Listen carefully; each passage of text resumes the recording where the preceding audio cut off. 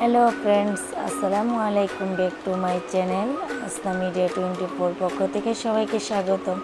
আশা করি আপনারা ভালো আছেন। আমি ইনশাল্লাহ খুব ভালো আছি। আজকে দেখাবো আমি একটি নতুন রেসিপি, এগ চিকেন বাইস।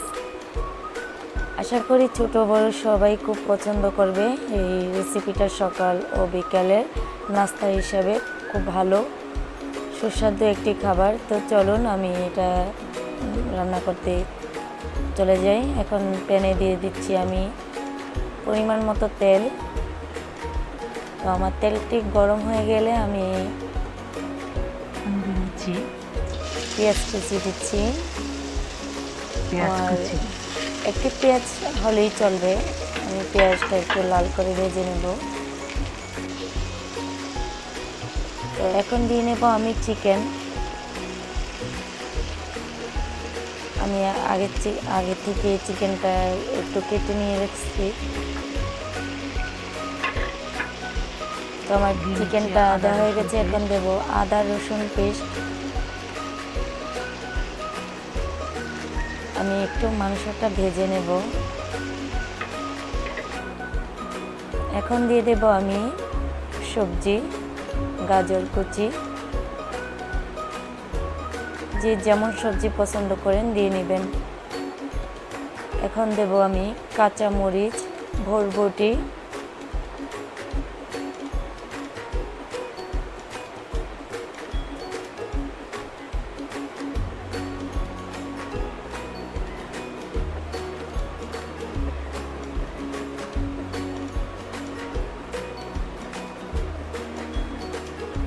তো এখন আমি দিচ্ছি আমার 1 চিমটি হলুদ, 1 চিমটি মরিচের গুঁড়া, লবণ ও একটু টেস্টি সল্ট।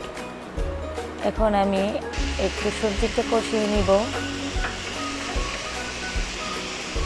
তো বন্ধুরা, আমার সবজিটা একটু কষানো হয়ে গেছে।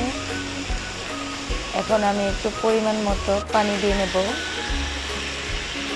যেন আমার সবজিটা ভালো করে একটু সিদ্ধ হয়ে নেয়।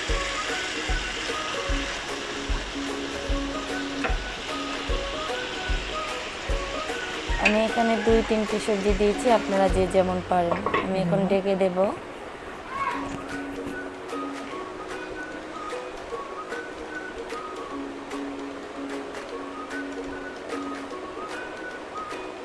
তো বন্ধুরা, আমার সবজিটি হয়ে গেছে। এখন আমি একটু ঠান্ডা হওয়ার জন্য রেখে দেব। চুলাটা বন্ধ করে দিলাম। এখানে আমি একটি বল নিয়েছি, বলের মধ্যে 3টি ডিম নিয়েছি। এখন আমি কাঁটা চামচের সাহায্যে ভালো করে ফাটিয়ে নেব। দেখতে পাচ্ছেন বন্ধুরা, আমি ডিমগুলো ফাটিয়ে নিয়েছি। এখন আমি ডিমের মধ্যে আমার আগে ভেজিটেবলগুলো দিয়ে নেব। রান্না করা ভেজিটেবল, যেগুলো আমি রান্না করেছিলাম, এখন এগুলো দিয়ে আমি ভালো করে মিক্স করে নেব। ডিম, চিকেন আর ভেজিটেবল একসাথে মিক্স করে নিচ্ছি।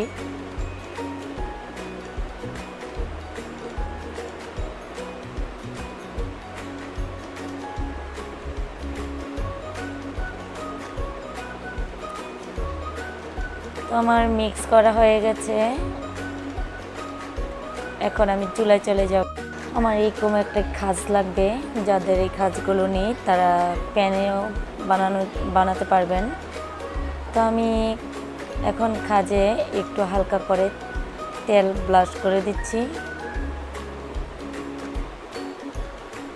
এখন আমার প্রত্যেকটা খোপে আমি মিক্সগুলো দিয়ে দেব।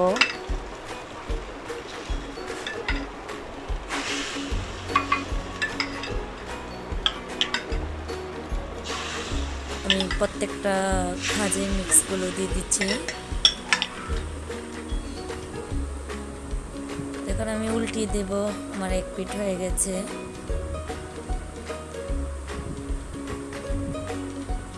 আশা করি আমার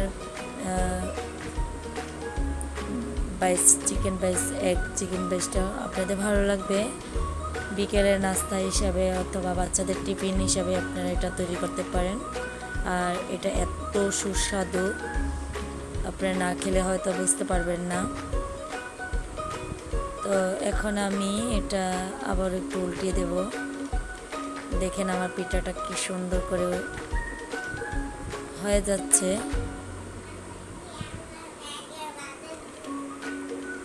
এটা তেঁতুলের সস অথবা যে কোনো সস দিয়ে এটা খাওয়া যায়। তো আমার পিঠাটা হয়ে গেল। দেখুন বন্ধুরা, কত সুন্দর এগ চিকেন বাইস রেসিপিটা ইজিভাবে হয়ে গেল। আমার ভিতরটাও আমি দেখাচ্ছি।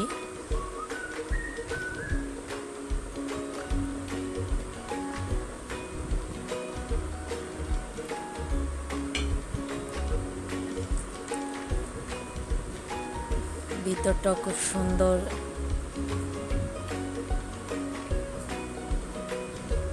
ভিতরটাও খুব সুন্দরভাবে হয়ে গেছে। করি বন্ধুরা আমার রেসিপিটি আপনাদের ভালো লেগেছে। যদি ভালো লেগে থাকে তাহলে লাইক, কমেন্ট অ্যান্ড শেয়ার করবেন। আর অবশ্যই আমার চ্যানেলটিকে সাবস্ক্রাইব করতে ভুলবেন না।